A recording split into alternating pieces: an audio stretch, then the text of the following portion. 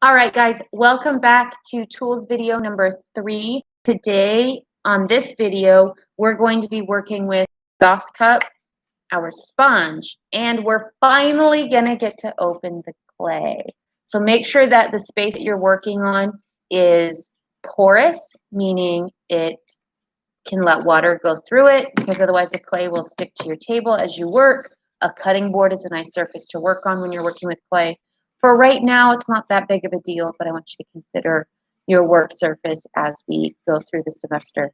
You're going to need your sauce cup, your sponge, and some clay. So go grab you also need a small glass of water.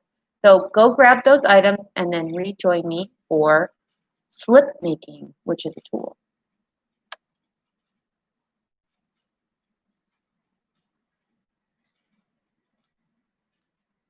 All right, so I have my sauce cup, I have my sponge, I have the lid, and I'm going to need my paintbrush. Next thing I'm going to do is I'm going to grab one of the smaller blocks of clay that you guys have in your bag. Okay.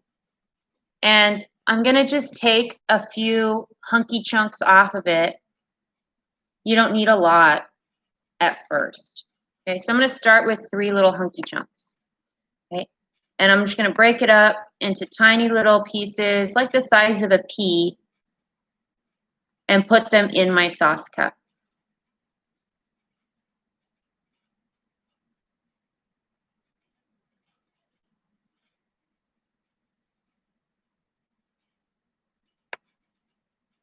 I have a third one in there. Let me go find it.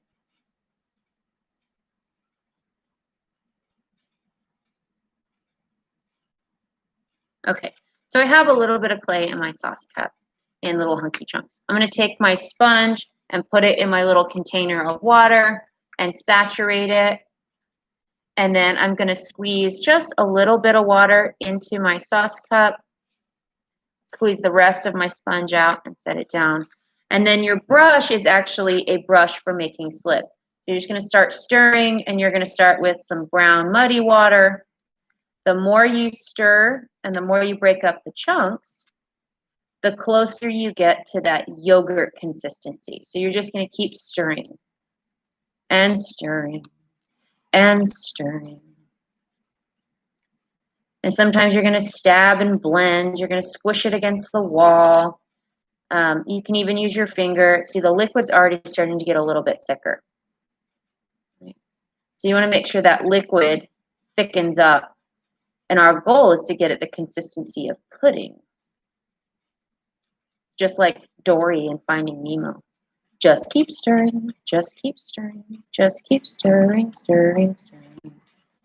It doesn't feel like it'll get there, but believe me, it will get there. It just is going to take a little bit of effort. There's going to be a project that we're going to get to called the Coil Vase Project, and it's going to use a lot of slip. So, and this, what we're making is called slip, right? Liquid clay. When we get to that project, you might want to save like a yogurt container, or if you're not actually working on the clay itself, it should be wrapped up in plastic so it doesn't completely dry out. And this is already thickened up quite a bit. It's like a thick buttermilk right now. And the more I stir, the more it thickens and becomes the right consistency.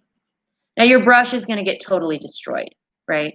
This is not something that we're going to end up painting nice things with. But if you want to try to keep your brush nice, don't jam it. You can squeeze it by the bristles and then wash it at the end of each use.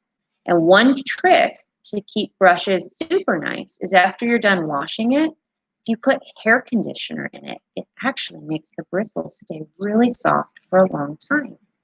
Okay, so this is pretty good. There's still a couple chunks, but overall it's pretty good. It's pretty thick.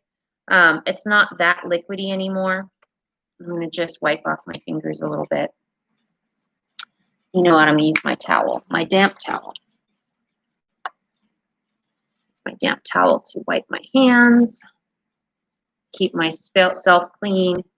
And then I'm going to take this opportunity to lid my slip, and it'll stay wet and moist in there for a long time.